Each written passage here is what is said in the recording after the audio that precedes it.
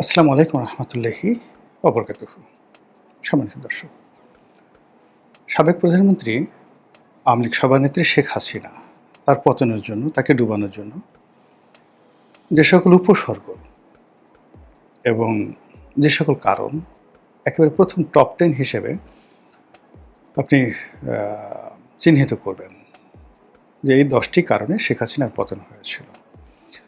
তার মধ্যে প্রায় সবাই বলবেন যে ১ নম্বরে চাটুকার, দালাল, দুর্বৃত্ত প্রকৃতির ধড়িবাজ সাংবাদিকরা তাকে ডুবিয়েছে।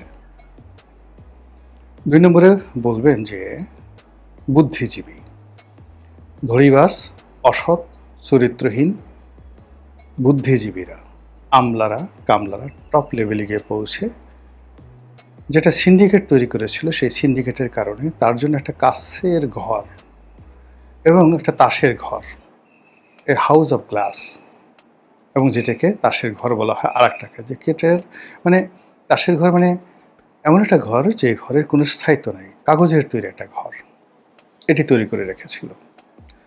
ফলে তার যে পতন, সেই পতনটা যখন হলো বা হচ্ছিল, তিনি গ্লাস হাউসে থাকার কারণে শব্দটা তিনি বুঝতে পারেননি।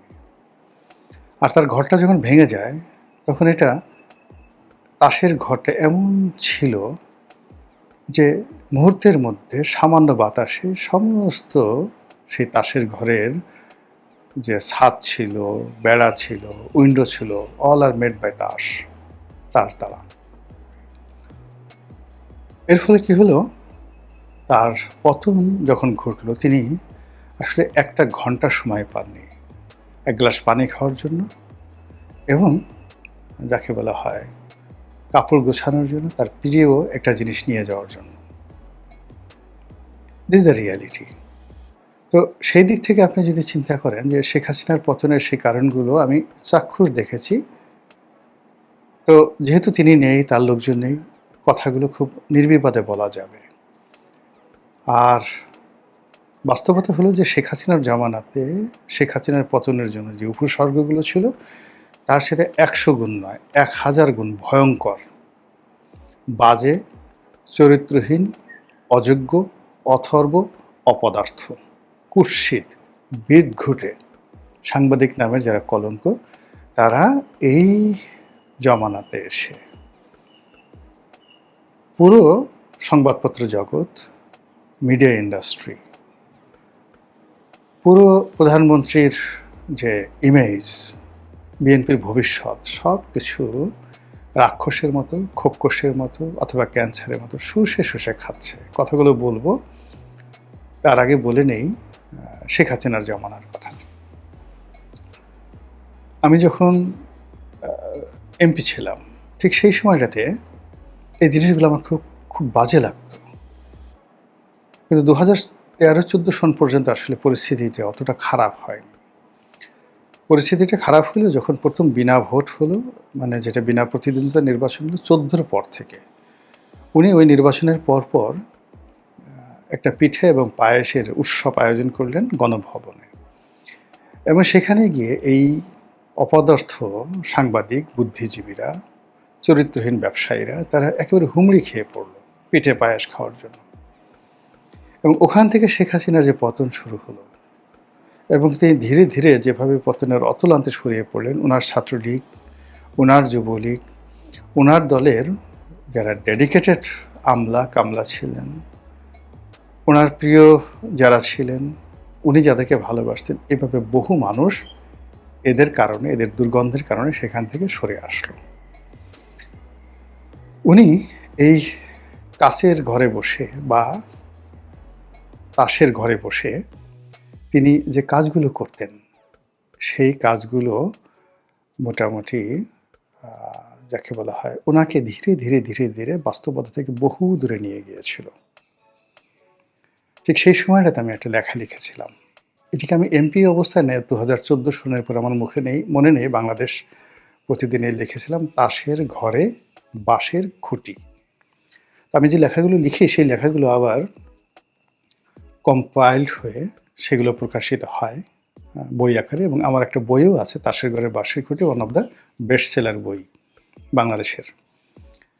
তো যাই হোক, ক্ষুদ্র আমার অবস্থান থেকে আমি প্রাণান্ত চেষ্টা করেছি শেখ হাসিনার সমালোচনা করার জন্য, কিন্তু যে দৃশ্যগুলো আমি দেখেছি, আমার কিছু বন্ধুবান্ধব ছিলেন যারা একেবারে শেষ সময় পর্যন্ত তারা আসলে দালালি করতে চাননি, বরং এ সকল দালাল যারা গ্রুপ আছে তাদের সঙ্গে তারা অনেকটা কন্ট্রাডিক্ট করতেন।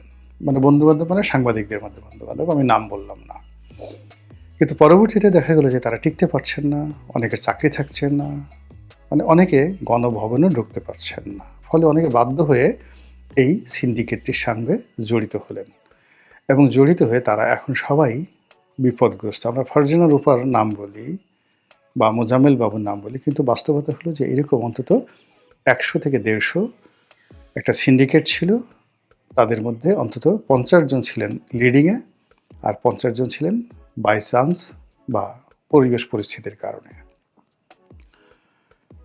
তো এই যে যারা ছিলেন শেখ হাসিনার জমানাতে, তারা মন্দ কাজ করেছেন কোনো সন্দেহ নেই, কিন্তু তাদের কোয়ালিটি, তাদের এডুকেশন, তাদের কৌশল, তাদের উপস্থাপন, তাদের পোর্টফোলিও, সবই ছিল একদম টপ নস, সর্বোচ্চ পর্যায়ে। আজ যদি ধরেন বাংলাদেশের প্রেক্ষাপটে শেখ হাসিনার সঙ্গে যারা ছিলেন তাদের সমপর্যায়ের একজন সাংবাদিক আপনি এখন খুঁজে পাবেন না।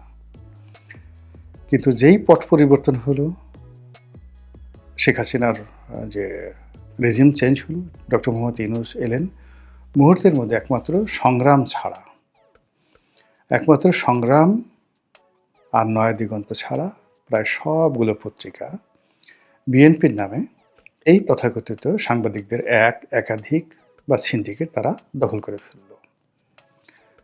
এবং এটাকে গণিমতের মাল হিসেবে, হয়তো কোনোটার মালিক আওয়ামী লীগ, কোনোটার মালিক কোনো ব্যবসায়ী প্রতিষ্ঠান, কোনোটার মালিক হয়তো আওয়ামী লীগের কোনো নেতা, জাস্ট লাইক এটাকে একটা গণিমতের মাল হিসেবে তারা ভাগাভাগি করে নিল।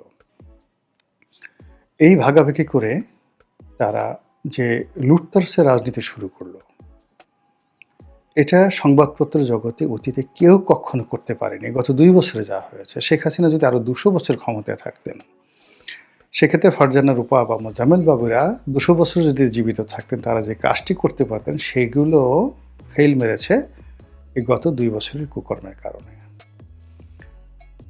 পুরো সংবাদপত্র জগৎ থেকে মেধাবীদেরকে তাড়িয়ে দেওয়া হয়েছে। এখানে কলমকে, কালিকে, বিজ্ঞানের কালিকে, কলমকে মানে কলুষিত করা হয়েছে।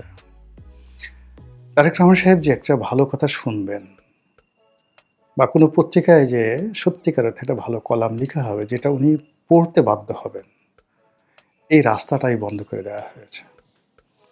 যেখানে বিএনপির বি এর সঙ্গে একটু মিল আছে, অড হয়, এরকম কোনো শব্দই এই সিন্ডিকেট, সেটা প্রথম আলো হোক, কালের কণ্ঠ হোক, বাংলাদেশ প্রতিদিন হোক কিংবা নয়া দিগন্ত হোক, এরা ওই লেখাগুলো ছিঁড়ে কুচি কুচি করে ফেলে দিচ্ছে। এখানে যে সকল খবর আসছে, সামনের সারিতে আসছে, এগুলো সরকারের জন্য দীর্ঘমেয়াদে মারাত্মক বিপদ ডেকে নিয়ে আসবে। আর যে সকল খবর আসছে না, এই খবর না আসার কারণে সরকার ওই শেখ হাসিনার মতো একটা কাছের ঘরে ঢুকে পড়েছে বা পড়বে। এই সব মিলিয়ে আগামীতে যা কিছু হচ্ছে, এটা ভয়ঙ্কর অবস্থা। যে ভয়ঙ্কর অবস্থার মধ্যে সরকার ক্রমশ বাতাসহীন হয়ে পড়বে, মিডিয়া না থাকার কারণে ক্রমশ শব্দহীন হয়ে পড়বে। চারিদিক সে কিছু শুনতে পাবে না, হোয়াট ইজ রং আর রাইট। তাকে যখন বাস্তবে কোনো একটা জায়গাতে নিয়ে যাওয়া হবে, যেহেতু সবসময় সে একটা শব্দহীন অবস্থার মধ্যে থাকে, কাজেই বিরূপ একটা পরিস্থিতিতে যাওয়ার সঙ্গে সঙ্গে তার মানে চিৎকার চেঁচামেচিতে তার কান বন্ধ হয়ে যাবে। আপনি যদি একটা বদ্ধ ঘরে কোনো মানুষকে রাখেন, অন্ধকার ঘরে কোনো একটা মানুষকে রাখেন, তাকে লাইটের মধ্যে নিলে বা তাকে যদি আপনি পাখির কলকাকলির মধ্যে নেন, এমনকি কোকিলের শব্দ শুনে সে বমি করে দেবে। এভাবে সংবাদপত্র জগৎকে যে ফোর্থ স্টেট বলা হয়, চতুর্থ রাষ্ট্র বলা হয়, এটা এমনি এমনি বলা হয় না।